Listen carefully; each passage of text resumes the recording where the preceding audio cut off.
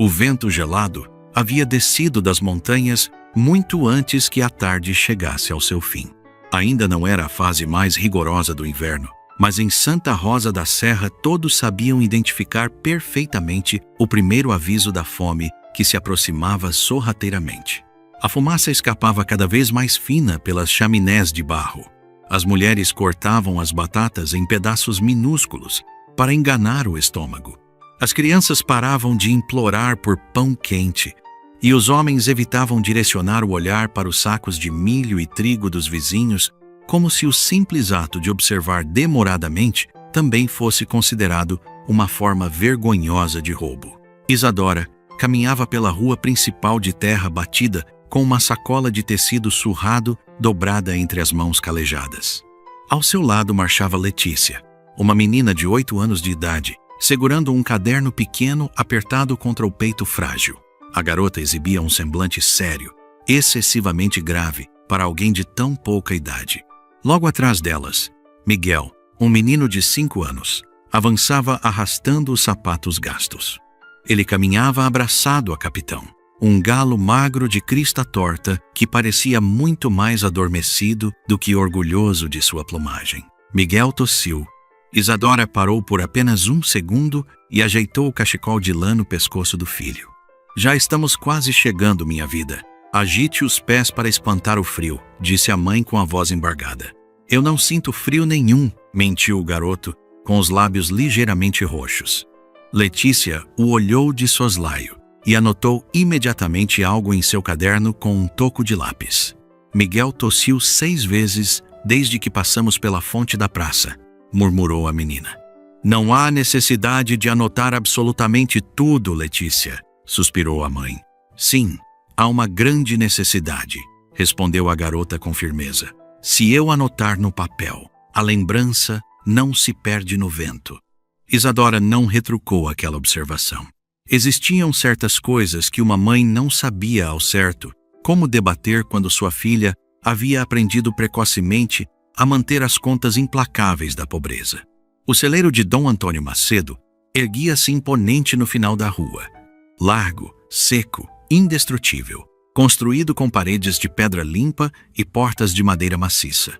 Aquele lugar sempre cheirava a trigo recém-colhido, a ferro frio e a um medo silencioso.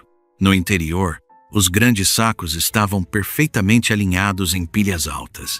As balanças de metal pendiam reluzentes do teto, e sobre uma longa mesa de carvalho descansavam os pesados livros de dívidas, onde metade do vilarejo já havia deixado alguma vez uma assinatura trêmula. Para os abastados, aquele celeiro representava uma garantia de sobrevivência. Para os desfavorecidos, era uma porta que se atravessava com a cabeça invariavelmente baixa. Isadora respirou profundamente antes de cruzar o umbral escuro. Lá dentro, vários vizinhos aguardavam em um silêncio sepulcral. Alguns carregavam dúzias de ovos para pagar os juros das dívidas, outros traziam lã de ovelha. Uma senhora idosa segurava um pequeno frasco de mel embrulhado em um pano de prato. Ninguém ousava falar muito alto. No celeiro de Dom Antônio, até mesmo a necessidade mais extrema parecia precisar pedir permissão para existir. Dom Antônio estava posicionado atrás da mesa com seu colete de tecido escuro, sua corrente de relógio de bolso e aquele olhar gélido de quem nunca precisava elevar o tom de voz para fazer o outro se sentir minúsculo. Ele viu Isadora entrar, mas não a chamou de imediato. Deixou-a de pé, esperando sua vez. Atendeu primeiro um fazendeiro, que havia chegado muitos minutos depois dela. Em seguida, revisou vagarosamente uma página inteira de seu livro de registros. Depois, limpou uma partícula de poeira inexistente na borda da balança. Somente após essa tortura silenciosa, ele levantou os olhos. Isadora, disse ele finalmente com um tom desdenhoso. Pensei que a desgraça recente já lhe tivesse ensinado a chegar mais cedo para implorar favores. Alguns vizinhos baixaram os olhos para o chão de terra. Isadora segurou a sacola vazia com ambas as mãos, tentando conter o tremor de seus dedos.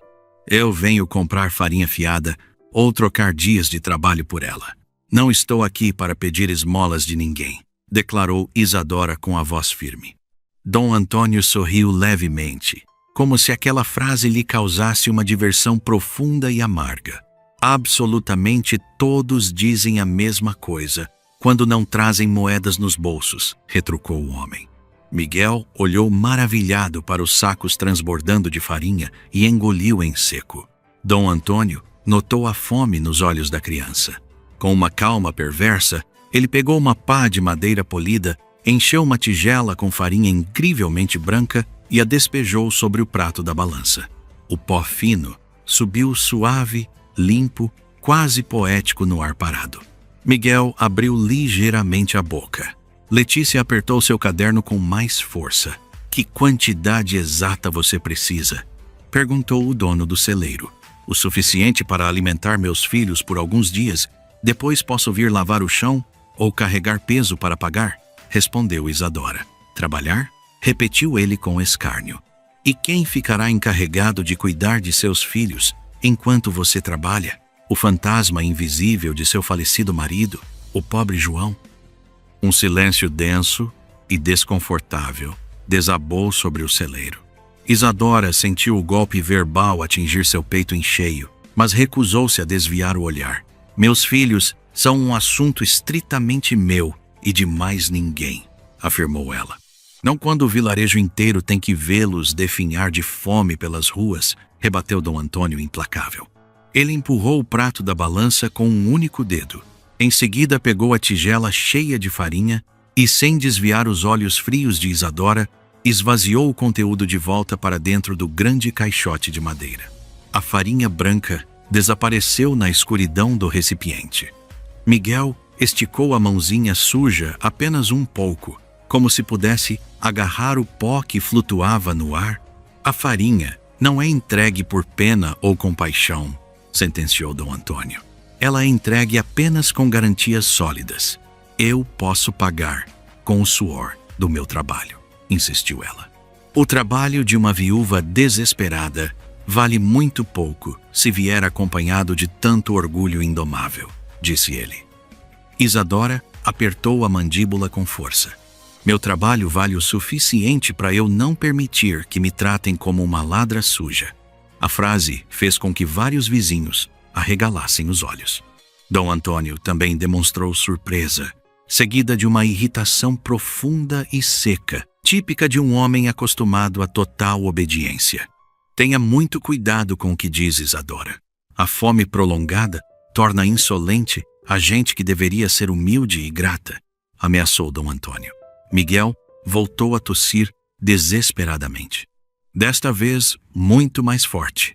Ecoando pelas paredes de pedra, Dom Antônio olhou friamente para o menino doente e depois para a mãe, exausta. Uma mulher que não consegue conservar um teto seguro sobre a cabeça, nem um simples saco de farinha na despensa, deve começar a se perguntar por quanto tempo conseguirá conservar também a guarda de seus próprios filhos, sussurrou ele maldosamente. Letícia parou de respirar por um longo instante. Isadora deu um passo corajoso em direção à mesa de carvalho. Nunca mais ouse repetir uma atrocidade dessas na minha frente, advertiu a mãe. Eu não estou dizendo nada que o Conselho de Santa Rosa da Serra não possa começar a se perguntar amanhã de manhã, ironizou ele. O murmúrio assustado dentro do celeiro cresceu como uma corrente de água por baixo de uma porta. A senhora idosa com o frasco de mel fez o sinal da cruz. Um trabalhador fingiu arrumar o chapéu para disfarçar o nervosismo. Isadora sentiu um medo paralisante. Não por ela mesma, mas por Letícia, por Miguel, por aquela ameaça terrível proferida com uma voz tão serena, como se uma criança pudesse ser arrancada dos braços de sua mãe com a mesma facilidade com que se altera um número em um livro de dívidas. Ainda assim, ela não se permitiu quebrar na frente de todos. Se o senhor não quer me vender farinha a prazo, diga de forma clara e direta. Eu buscarei encontrar uma outra maneira de sobreviver, disse Isadora. Dom Antônio inclinou-se ligeiramente para a frente. Outra maneira. Bem, eu possuo um pouco de trigo velho nos fundos. Muito pouco, mas é alguma coisa. Isso se houvesse algum lugar para moê-lo, disse ele com segundas intenções. Um camponês no fundo da sala Talvez dominado pelo cansaço, talvez movido pela compaixão, murmurou em voz baixa. Antigamente, quando o moinho do riacho funcionava, ninguém precisava vir aqui implorar por cada punhado de comida.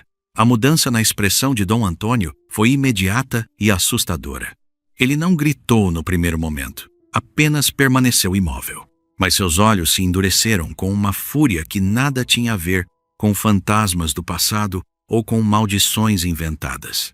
Neste celeiro sagrado, disse ele lentamente, nós não falamos absolutamente nada sobre aquele lugar amaldiçoado.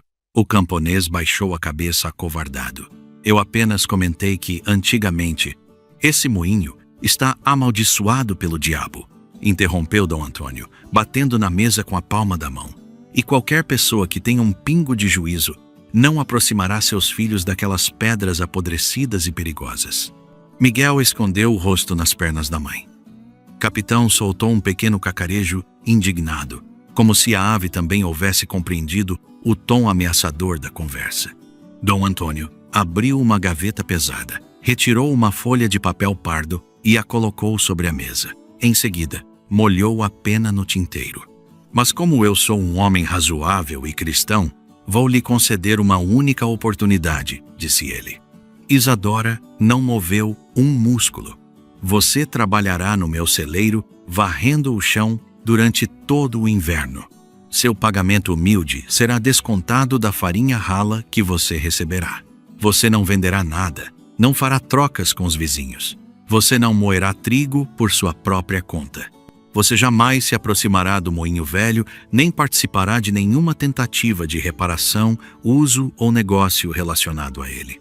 Ele escreveu rapidamente algumas linhas no papel e empurrou a folha na direção dela. Assine seu nome aqui, e seus filhos comerão uma sopa rala esta noite. Isadora olhou para a folha, manchada de tinta. Aquilo não era uma oferta de trabalho, era uma corrente de escravidão escrita com uma caligrafia elegante.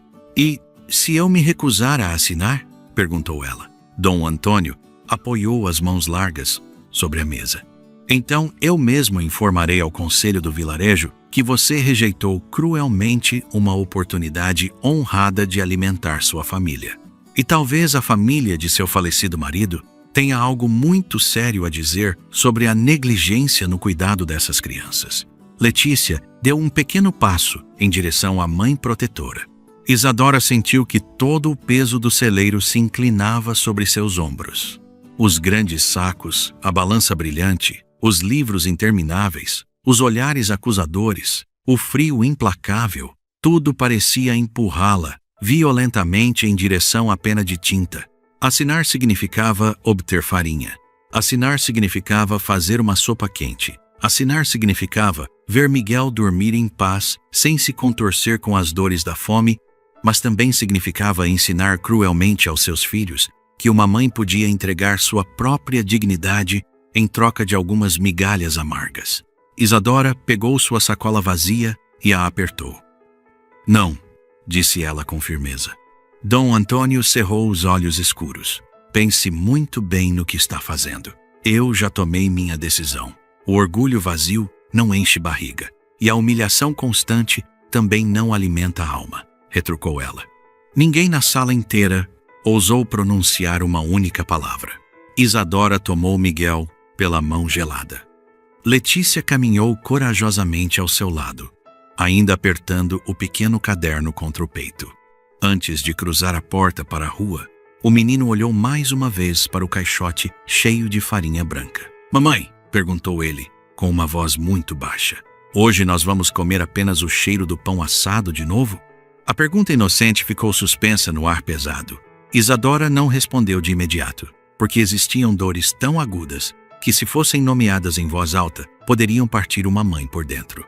Ela apenas apertou a mão do menino e saiu do celeiro com a sacola tão vazia quanto havia entrado, mas com a cabeça ainda erguida. A chuva fria começou a cair muito antes que eles chegassem à fonte da praça. Primeiro foram apenas gotas finas, quase como uma poeira gelada no rosto. Depois o céu se abriu completamente com uma violência cinzenta, e o caminho de terra batida se transformou em um rio de lama escorregadia sob os sapatos gastos das duas crianças. Isadora envolveu Miguel com seu chale fino. Letícia guardou o caderno cuidadosamente debaixo do vestido para que as páginas não se molhassem. Mamãe, a nossa casa fica muito longe daqui, choramingou a menina. Chamar aquele lugar de casa era um ato de extrema ternura e imaginação. Na realidade, era apenas um quarto emprestado nos fundos de um estábulo velho, com uma porta que não fechava direito e uma lareira quebrada que soltava mais fumaça nos olhos do que calor no ambiente.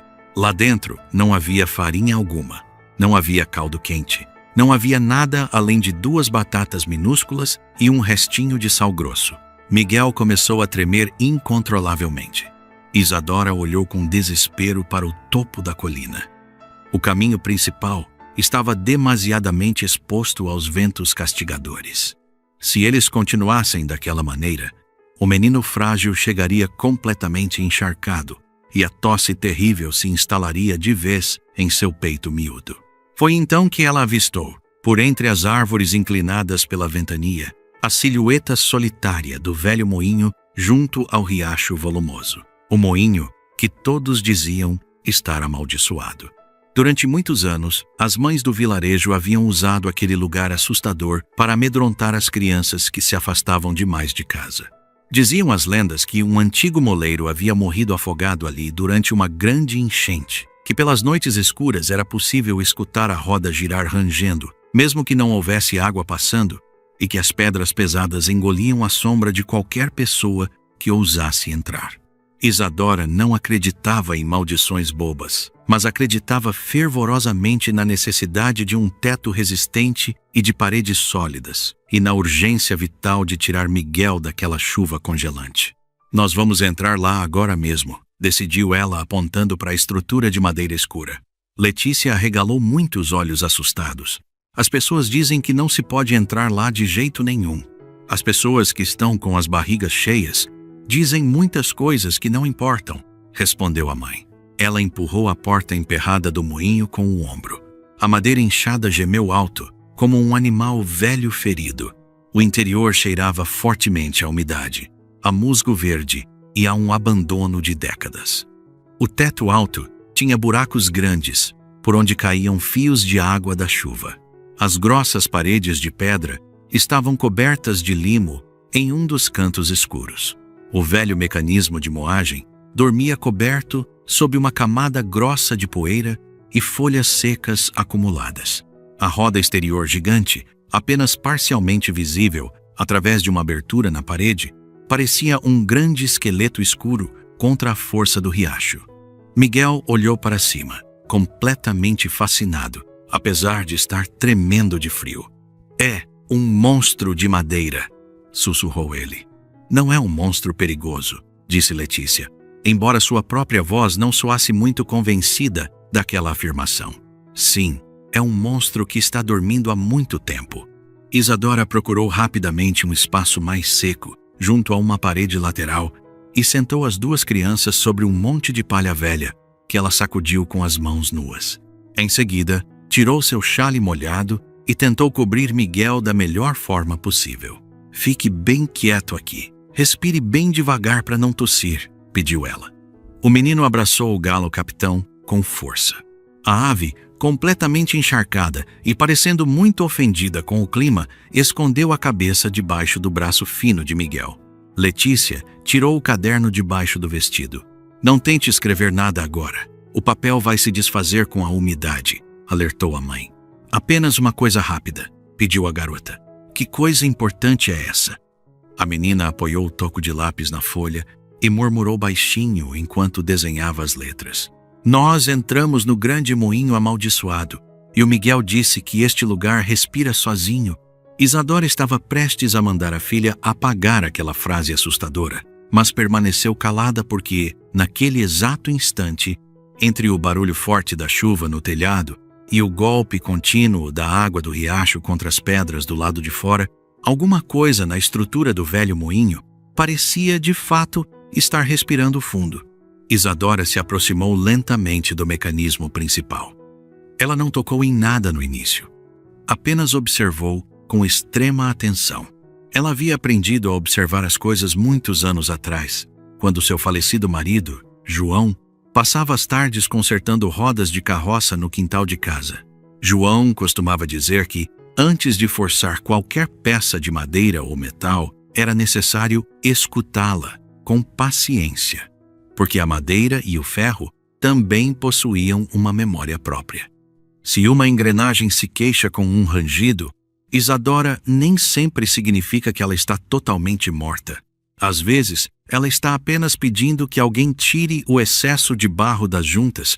Ela mesma havia segurado inúmeros pregos para ele, havia passado ferramentas pesadas, havia observado atentamente como um eixo torto de carroça podia ser endireitado com a aplicação de calor e muita paciência. Isadora nunca havia se considerado uma artesã habilidosa. Nunca havia se permitido pensar que possuía conhecimentos práticos valiosos, mas suas mãos marcadas possuíam memória. Ela afastou um galho podre que bloqueava a visão. Por baixo da sujeira, o piso de pedra continuava perfeitamente firme e nivelado. Ela se abaixou junto ao enorme eixo principal que conectava as pedras. Estava consideravelmente enferrujado, sim, mas não parecia partido ao meio. Bateu suavemente contra o metal com os nós dos dedos. O som que ecoou foi seco, inteiro, resistente. Em seguida, ela caminhou e olhou para a longa rampa de madeira por onde a água do riacho deveria descer para fazer girar a roda exterior. Estava completamente entupida de barro denso, pedras soltas e montes de folhas em decomposição, mas a estrutura ainda conservava sua forma original. Não era uma ruína impossível sem salvação. Era apenas um caminho que estava temporariamente bloqueado. O coração de Isadora deu um salto estranho no peito, batendo mais forte do que o normal. "Mamãe", sussurrou Letícia daquele canto escuro. "O que a senhora está olhando com tanta atenção?" Isadora não respondeu imediatamente. Em vez disso, olhou para as gigantescas pedras circulares de moer, incrivelmente pesadas, imóveis, cobertas por uma crosta de sujeira e abandono. Olhou para a grande roda velha lá fora. Olhou para o longo canal obstruído. E depois olhou compassivamente para seus 2 filhos, sentados no canto frio, pálidos, molhados, esperando pacientemente por uma resposta da vida que não fosse apenas mais dor e fome. E pela primeira vez em muitos meses sombrios, ela não viu apenas o que faltava em sua vida. Ela viu com clareza o que ainda restava ali. "Eu estou olhando para tudo isso", disse Isadora falando bem devagar para que as crianças entendessem. "E percebo que este moinho imenso não está morto de verdade." Letícia olhou ao redor, assustada, como se esperasse que o prédio de pedra respondesse a essa afirmação com um gemido fantasmagórico. Mas Dom Antônio gritou para todo mundo ouvir que este lugar estava completamente amaldiçoado. Isadora passou os dedos sujos pela borda de uma peça de engrenagem feita de carvalho. Dom Antônio diz muitas coisas horríveis que convêm apenas aos negócios dele. Miguel levantou a cabeça do meio da palha.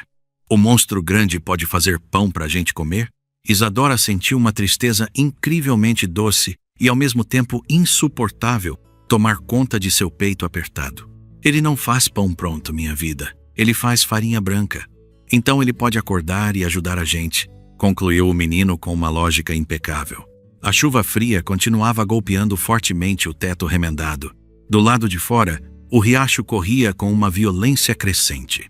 Do lado de dentro, o velho moinho permanecia perfeitamente quieto. Mas o lugar já não parecia mais uma tumba gelada. Parecia uma promessa imensa, coberta por uma espessa camada de barro. Isadora voltou para o canto úmido junto aos seus filhos e os abraçou com toda a força que lhe restava. Eles não tinham um punhado de farinha, não tinham lenha para fazer fogo, não tinham certeza absolutamente de nada para o dia seguinte. Mas naquela noite interminável, debaixo de um telhado cheio de goteiras e cercada por pedras gigantes esquecidas pelo tempo, Isadora encontrou algo valioso que Dom Antônio Macedo jamais conseguiria pesar em sua balança reluzente, uma verdadeira possibilidade de mudança. Ao amanhecer da manhã seguinte, a chuva torrencial havia deixado o mundo completamente lavado e o ar ainda mais congelante. Isadora não conseguiu pregar os olhos durante quase toda a noite. Esperou pacientemente que Letícia e Miguel acordassem do sono agitado. Levou os dois, caminhando devagar de volta para o quartinho emprestado, nos fundos do estábulo, esquentou um pouco de água turva em uma panela amassada, com uma única batata cortada em 4 partes iguais, e prometeu solenemente aos filhos que voltaria para casa antes que o céu escurecesse novamente. "Você vai voltar para o moinho grande?" perguntou Letícia com os olhos arregalados. Isadora amarrou seus cabelos longos com uma fita velha e desbotada. "Eu vou até lá apenas para olhar as engrenagens com mais cuidado." Foi exatamente isso que a senhora disse no dia em que encontrou aquela panela de barro quebrada e acabou passando a tarde toda consertando as rachaduras. Então você já sabe muito bem que apenas olhar para as coisas pode servir para alguma coisa de útil no final. Miguel, que ainda se sentia um pouco fraco pela febre leve, levantou o galo capitão no ar como se a ave fosse um valente soldado de infantaria. "Diga para o monstro grande que ele não precisa ter medo do escuro", recomendou o menino. Isadora depositou um beijo morno na testa do filho. "Pode deixar que eu darei o seu recado para ele." E assim ela retornou, determinada ao moinho na beira do riacho, carregando uma pá enferrujada emprestada, um pedaço longo de corda áspera e um naco de pão duro que uma vizinha caridosa lhe havia entregado de manhã cedo sem dizer nenhuma palavra. O caminho de terra estava terrivelmente escorregadio, e a água do riacho descia com uma cor barrenta e furiosa. Visto de longe, o moinho parecia o mesmo lugar sombrio e abandonado de sempre. Mas para os olhos atentos de Isadora, ele já não era mais a mesma ruína. Ela começou a trabalhar imediatamente, limpando a longa vala que conduzia à água. Retirou com as próprias mãos camadas grossas de folhas molhadas, pedras de tamanhos diversos e galhos pesados. A lama pegajosa grudava sem piedade em suas botas rasgadas e endurecia a pele de suas mãos cansadas. A cada pequeno intervalo de tempo, ela precisava interromper o trabalho e encostar na parede para recuperar o fôlego. Ela não havia comido o suficiente nos últimos dias para aguentar tanto esforço físico. O próprio corpo parecia pesar uma tonelada, mas sua mente a obrigou a continuar cavando. No meio daquela manhã gelada, 2 homens montados em cavalos magros passaram pelo caminho de terra, guiando um burro carregado com feixes de lenha. Um deles puxou as rédeas e parou por um instante. Olhem só para isso com atenção. A viúva louca acha que pode acordar os mortos do além. O outro homem soltou uma risada ruidosa e debochada. Deixe essa infeliz em paz. Quando as pedras do moinho a engolirem por inteiro, o rico Dom Antônio dirá a todos nós que tinha toda a razão. Isadora não se deu ao trabalho de responder àquelas provocações vazias. Ela cravou a ponta da pá na lama espessa e retirou mais uma carga incrivelmente pesada do canal. Mais tarde, uma mulher de meia idade passou carregando um grande cesto de roupas sujas. Ela fez o sinal da cruz rapidamente ao ver a cena. Isadora, pelo amor de Deus, saia de perto dessa construção agora mesmo. Esse lugar atrai apenas maldição e desgraça, gritou a lavadeira. A desgraça já bateu na porta da minha casa faz muito tempo, respondeu Isadora, sem alterar o tom da voz serena. Eu me recuso a ter medo de um monte de pedras empilhadas. A mulher não soube o que retrucar diante daquela firmeza e seguiu seu caminho apressadamente. Isadora continuou o trabalho pesado até sentir que os músculos dos braços latejavam sem parar. Em seguida, ela entrou na sala principal do moinho e tentou desesperadamente mover uma enorme viga de madeira apodrecida que havia caído do teto e que agora bloqueava uma parte vital do mecanismo de engrenagens.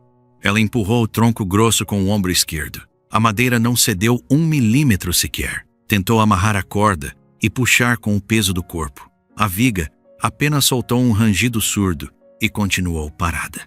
Ela voltou a empurrar com todas as forças. Uma dor aguda subiu pelas suas costas castigadas. Vamos lá, colabore comigo, murmurou ela entre dentes. Apenas um pouquinho para o lado. Mas a grande viga não se moveu. Foi nesse exato momento de frustração que uma sombra larga apareceu bloqueando a luz da porta de entrada. Isadora endireitou as costas de um salto, assustada. Era Tiago Alves, o pastor de cabras da região. Ele morava em uma pequena cabana nas terras distantes nos arredores do vilarejo, onde começavam os pastos mais pobres e ressecados. Tiago era um homem conhecido por falar muito pouco. Possuía ombros largos de trabalhador, uma barba escura por fazer e um olhar profundamente sereno. Caminhando tranquilamente ao seu lado estava Pipoca, sua inseparável cabra anã, que era redonda como um barrilzinho e incrivelmente teimosa. O animal farejou a madeira da porta do moinho, como se procurasse ansiosamente por algo proibido para mastigar. Tiago carregava uma pesada caixa de ferramentas de madeira em uma das mãos calosas. Ele não perguntou se a viúva precisava de ajuda urgente, não recitou a regra antiga de que uma mulher sozinha não deveria estar fazendo aquele tipo de esforço físico, não a olhou de cima a baixo com um pingo de pena. Ele apenas depositou a caixa no chão sobre uma pedra chata e ficou observando silenciosamente o estado deplorável do mecanismo. "O que o senhor está vendo aí?" perguntou Isadora, ainda com a respiração bastante ofegante e sustentando o olhar fixo nele. "Estou vendo barro acumulado, bastante madeira podre espalhada e uma viga muito pesada que não se move sozinha. Qualquer pessoa com olhos no rosto consegue ver isso", respondeu ele com naturalidade. Ela demorou um momento longo antes de dar uma resposta.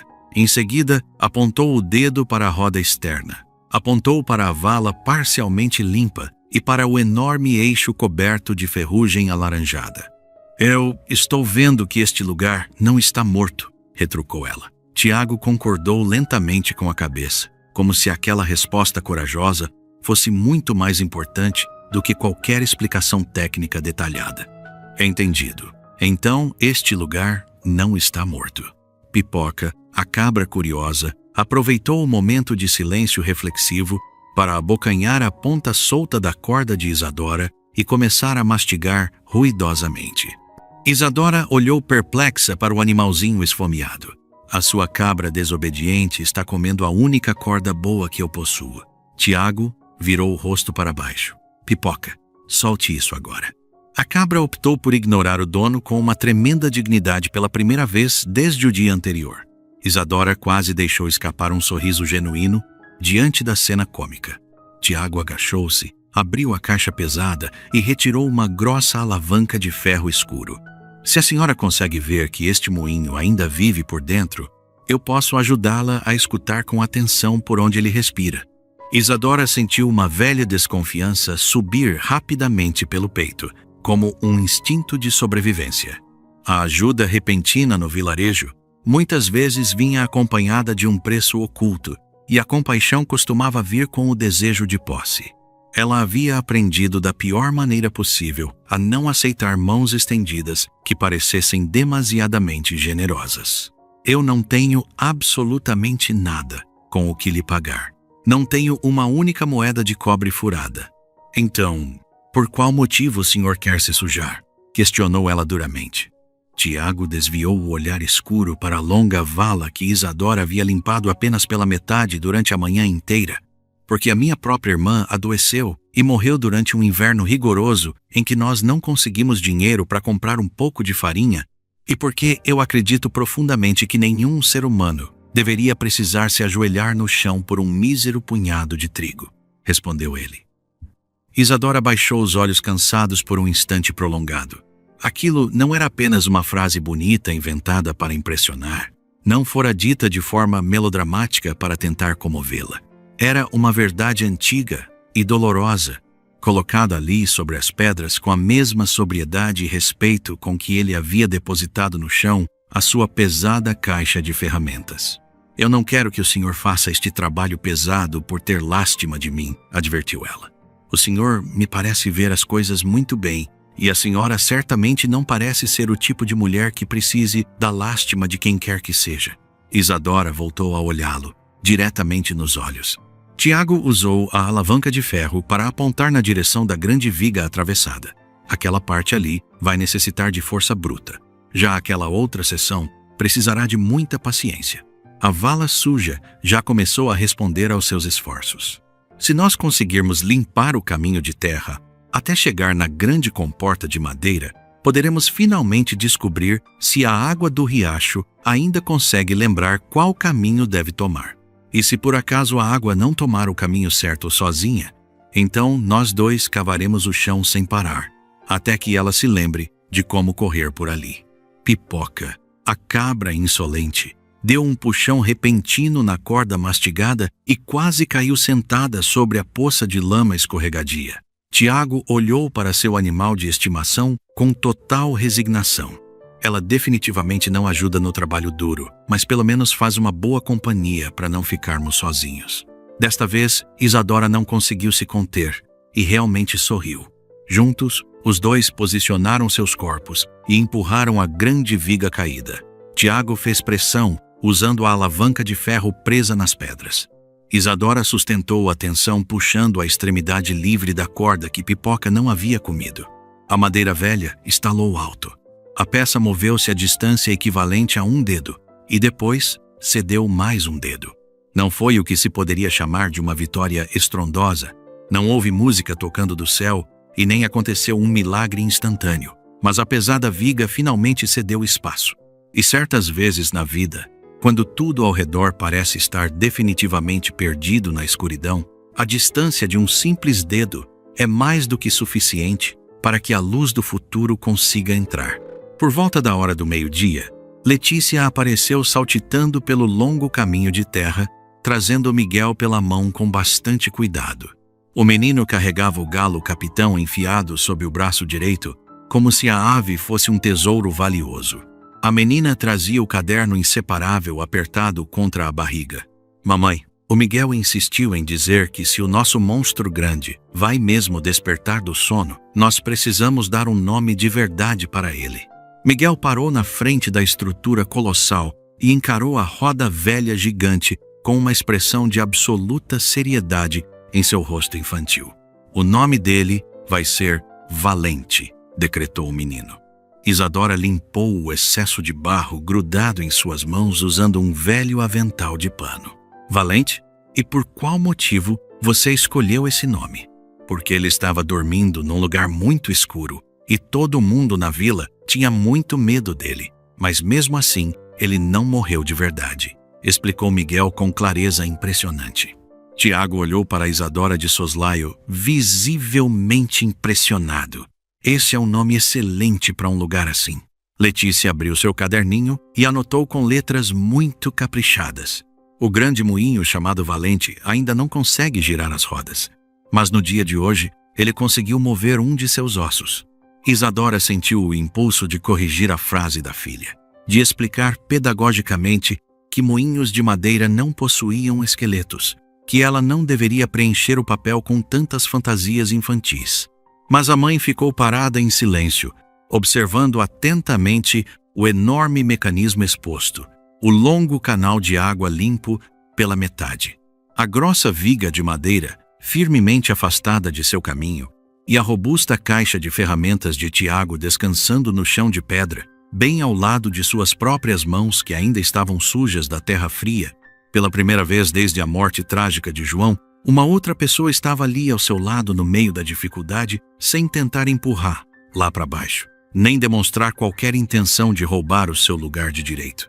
Pela primeira vez em meses, aquele prédio não parecia apenas uma ruína fedorenta. E pela primeira vez em muito tempo, Isadora permitiu-se imaginar uma farinha branca e limpa que ela não precisaria implorar de joelhos no celeiro opressor de Dom Antônio. O vento desceu do morro alto e moveu levemente a grande roda externa de madeira escura. Foi um movimento incrivelmente curto, quase invisível aos olhos destreinados. Mas Miguel, que observava tudo fixamente, conseguiu enxergar. "Mamãe!" gritou o menino entusiasmado. Ele respirou agora mesmo. Isadora levantou rapidamente a cabeça e focou a visão. A grande roda voltou a ficar completamente imóvel como antes. Apesar de tudo, dentro daquele velho e esquecido moinho amaldiçoado, algo muito importante havia de fato se alterado de lugar. Ainda não era uma esperança robusta e imbatível. Tratava-se apenas de uma faísca minúscula, uma rachadura imperceptível, formada na superfície daquele grande muro de medo coletivo, um suave murmúrio de água corrente, tentando desbravar um novo caminho livre de obstáculos. Mas a valente Isadora soube de imediato com uma certeza profunda e silenciosa vibrando em seu coração, que ela retornaria ali no dia seguinte com mais disposição, e no próximo também, e assim sucessivamente, até que aquela gigantesca roda decidisse finalmente despertar do seu sono de décadas.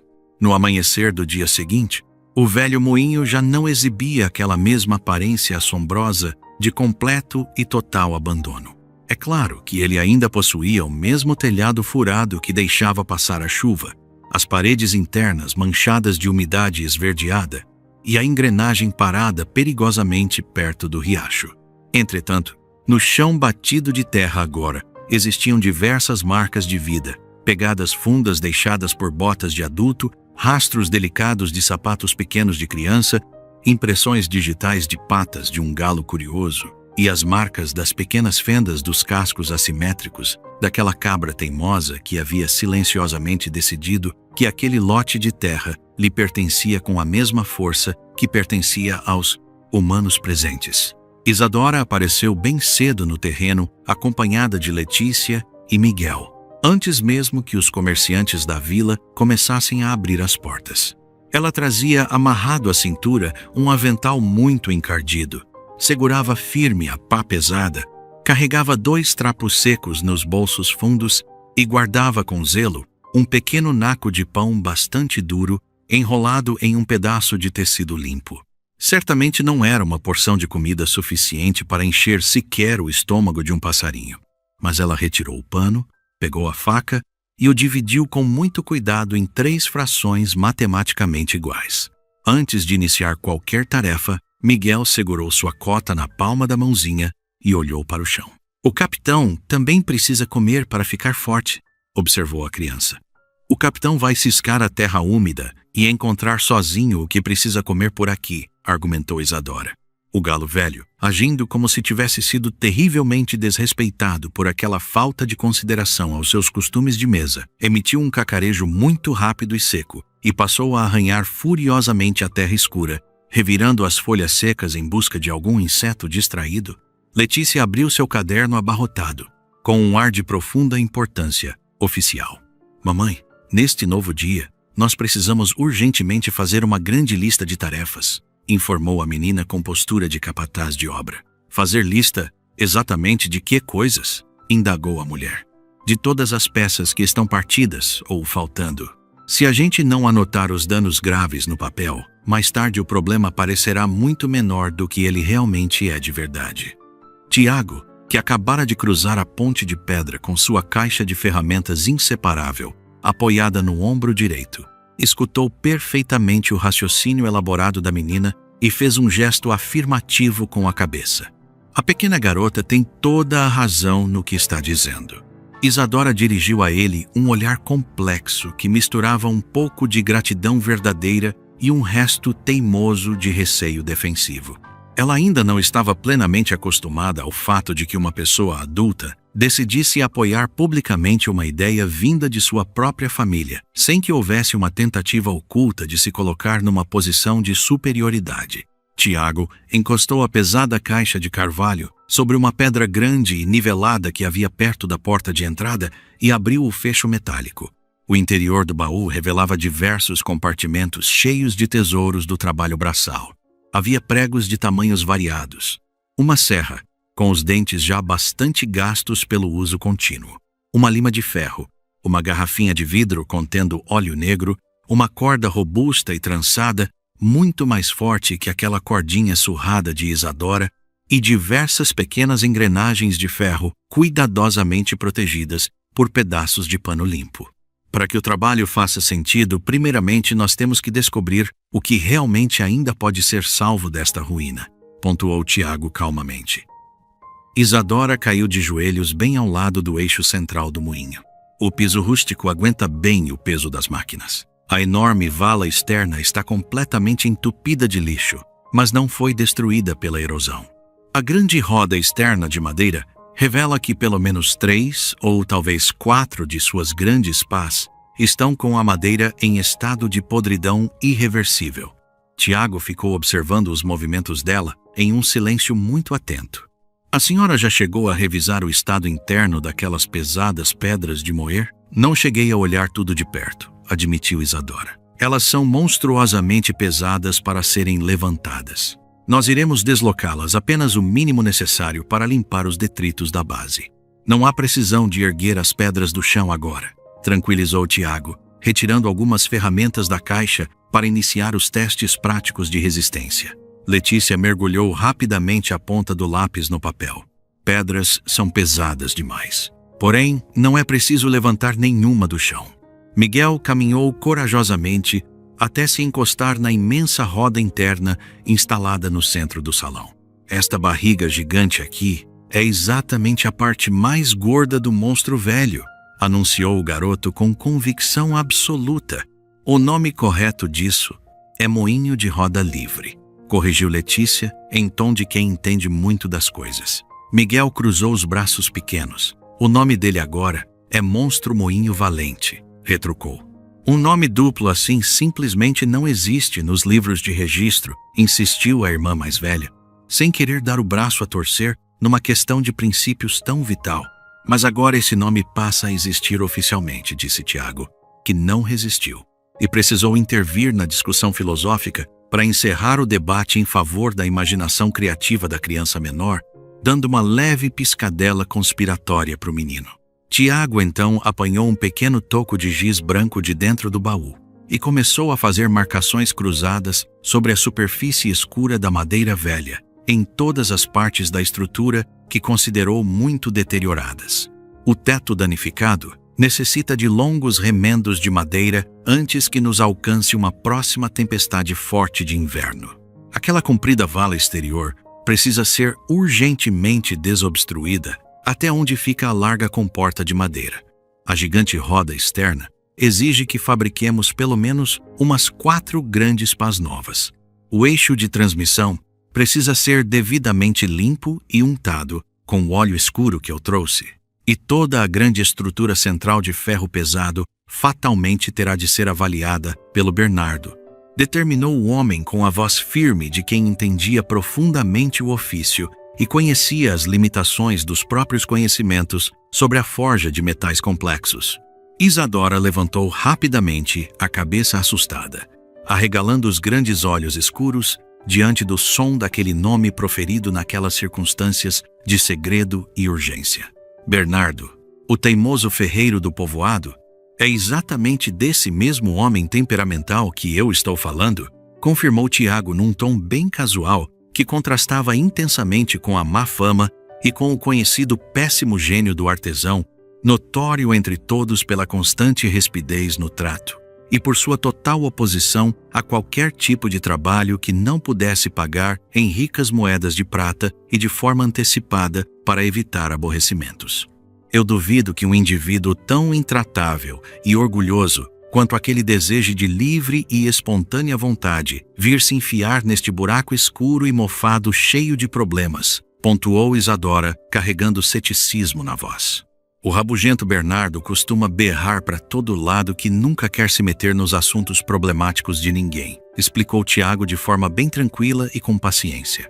Logo depois ele acaba se metendo fundo no meio das grandes confusões, ainda que passe todo o maldito tempo protestando sem parar sobre tudo e reclamando da imbecilidade humana. Letícia apoiou cuidadosamente a prancheta invisível no joelho e redigiu meticulosamente mais uma das constatações importantes do dia. Bernardo costuma protestar muito alto, porém a utilidade prática de seus talentos compensa amplamente esse seu terrível gênio. Isadora teve que se esforçar seriamente, fazendo uso de notável autocontrole, para reprimir um riso diante do que sua pequena filha tão assertivamente havia colocado no bloco de anotações solene. Tiago estendeu uma ferramenta semelhante a uma enxada afiada, de forma a facilitar o trabalho. A senhora pode muito bem prosseguir limpando o canal raso e pequeno, ofereceu. Enquanto isso, eu próprio encarrego-me da ingrata missão de arrancar à força e cortar aqueles galhos maiores e duros que permanecem firmemente cravados, bloqueando por completo a velha comporta lateral do moinho d'água. Isadora cruzou os braços diante de seu peito apertado e não aceitou receber imediatamente aquela ferramenta rústica do jeito fácil, preferindo sustentar de maneira firme e demorada uma atitude bastante defensiva diante de qualquer pessoa que assumisse as rédeas mais complicadas de seus sérios problemas particulares. Eu não quero, sob hipótese alguma, permanecer acomodada num canto escuro, agindo como uma boba e apenas olhando admirada enquanto o senhor pacientemente executa toda a parte colossal, suja e penosamente difícil deste maldito e exaustivo labor, assegurou ela. Eu não estou solicitando nada absurdo, garantiu ele num tom extremamente sereno.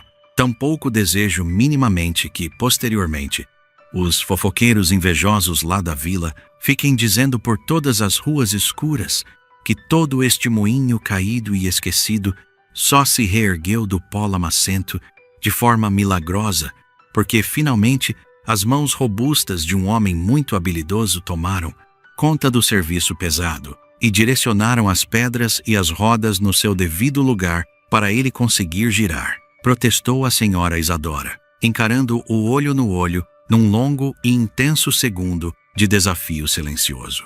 Tiago, imperturbável diante da argumentação aguerrida dela, manteve a enorme calma e o olhar franco para responder e desarmar qualquer conflito inútil de orgulho ferido que fatalmente atrasaria o conserto imediato do telhado já muito esburacado e do velho mecanismo paralisado pela inatividade.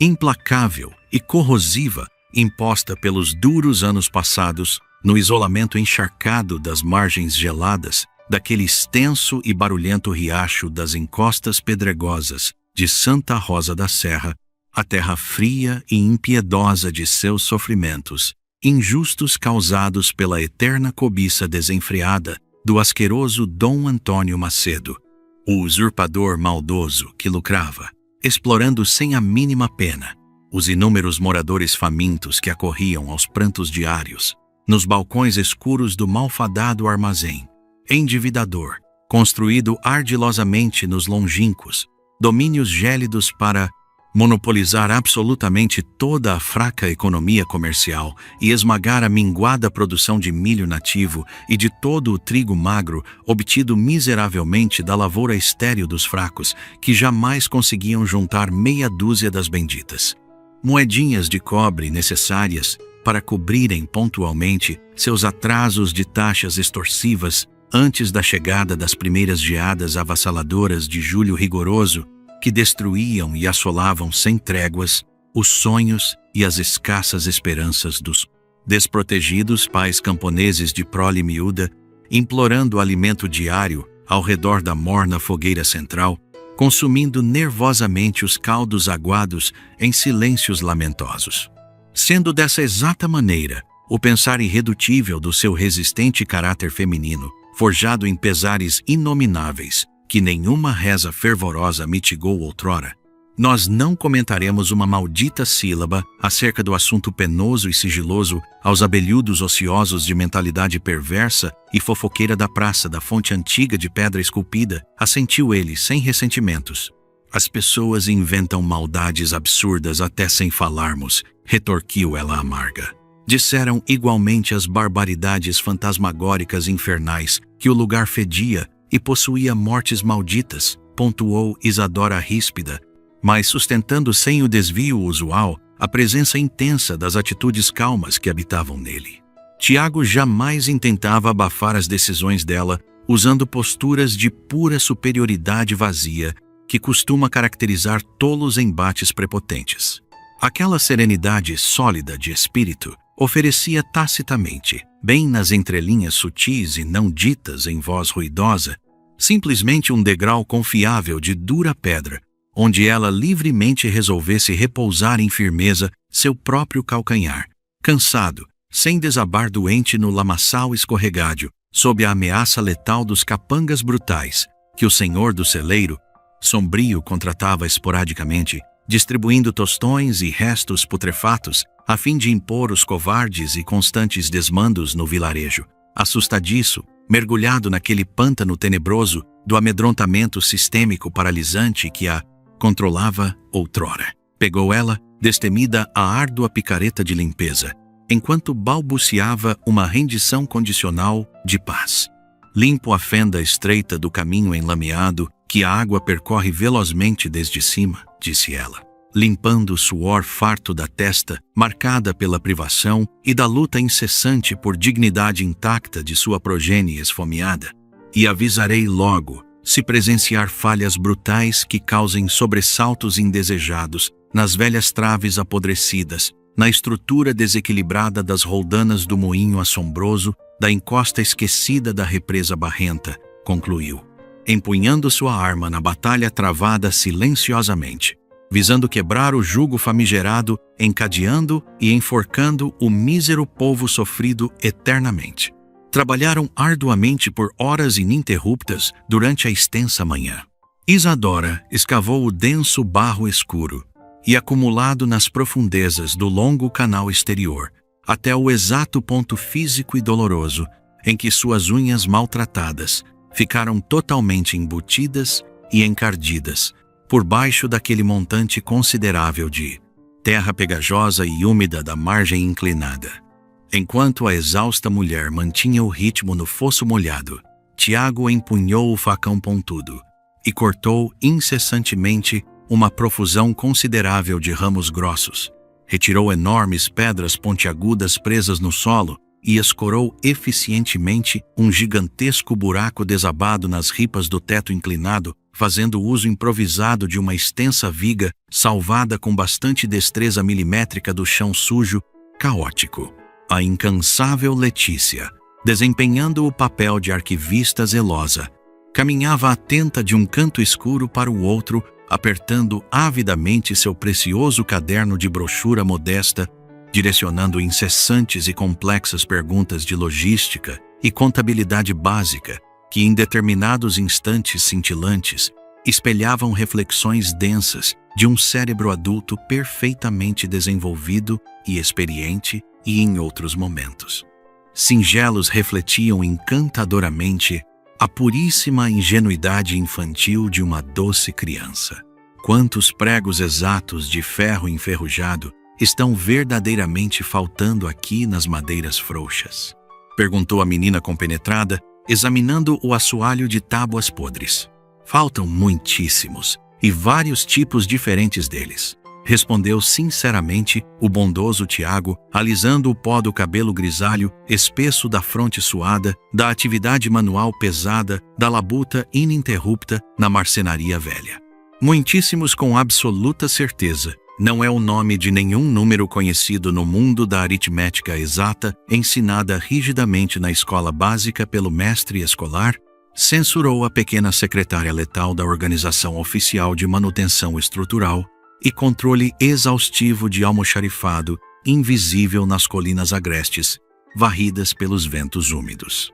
Precisaremos encontrar rapidamente algo próximo da quantidade exata de 27 pregos longos e robustos de forjaria pesada, se possuirmos realmente a ambiciosa intenção e o nobre objetivo prático de executarmos um serviço completo, seguro e permanente, visando estabilidade no grande projeto arquitetônico que hoje empreendemos ardorosamente nestas ruínas veneráveis, sem dono legal, reconhecido pelas malfadadas leis civis municipais estritas da obscura comarca de Pedra de jurisdição do arrogante alcaide do distrito, sentenciou Tiago, finalmente capitulando perante a irrefutável lógica de ferro e a implacável exigência meticulosa daquela miúda e formidável investigadora incansável, que pontuou as anotações num papel já encardido, preenchendo todos os espacinhos em branco, assinalando vigorosamente no ar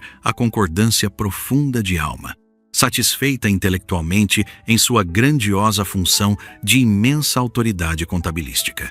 Enquanto todo aquele trabalho metódico impressionante transcorria pacificamente, com o ranger lúgubre das alavancas em fricção bruta nas paredes grossas, Miguel correteava despretensioso entre o reboco rachado e decidira peremptoriamente numa reflexão pueril profunda que cada pedaço obscuro e mecânico, contido naquele gigantesco moinho de toras robustas, montado há muito tempo sem dúvida, deveria possuir um batismo honroso de nomeação, grandiosa, adequada a fim de perder definitivamente toda e qualquer aparência aterrorizante de monstruosidade que a velha máquina emudecida despertava sorrateiramente nas almas impressionáveis.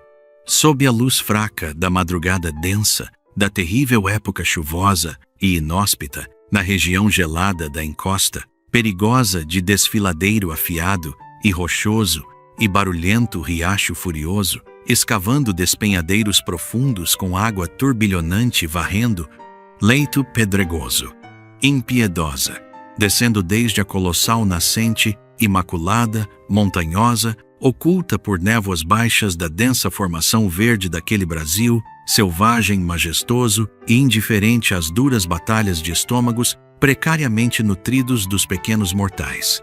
Despossuídos do vale fustigado, batizou criativamente as enormes pedras brutas e pesadas que giravam o trigo miúdo, com o amigável epíteto majestoso de dentes dorminhocos silenciosos enormes.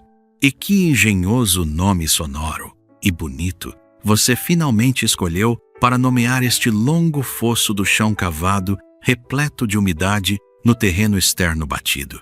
Indagou amigavelmente Isadora, encostando sua pesada pá numa beirada, prosseguindo atenciosamente na deliciosa brincadeira afetiva que aquecia o ambiente frio de sua criança engenhosa, apesar de estar dolorida de exaustão, sentindo o peso e as dores da vida escorregarem de leve longe dos terríveis domínios sufocantes, da maldita dívida interminável e asquerosa, que o cruel comerciante usurário implacável cobrava com ameaças judiciais veladas e cruéis esmagando as esperanças no peito oprimido daqueles coitados endividados, aprisionados pelos infinitos números rabiscados astutamente nas páginas pálidas, guardadas em segredo absoluto dentro da tenebrosa gaveta lacrada pelas pesadas chaves de ferro, que adornavam e retinham como medalha arrogante, pendente no colete pomposo, a vasta pança,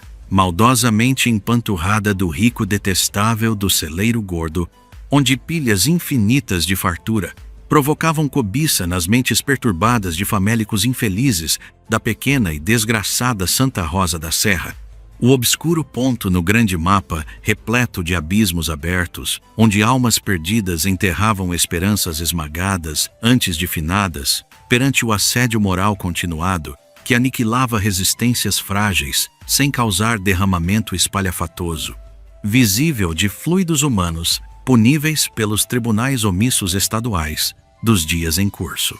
Em meio à pobreza e às dificuldades de uma comunidade esquecida, um grupo de trabalhadores se dedica à restauração de um velho moinho abandonado. Entre eles, o pequeno Miguel demonstra imaginação vibrante, contrastando com a postura prática de Letícia, que tenta manter o foco nas tarefas urgentes.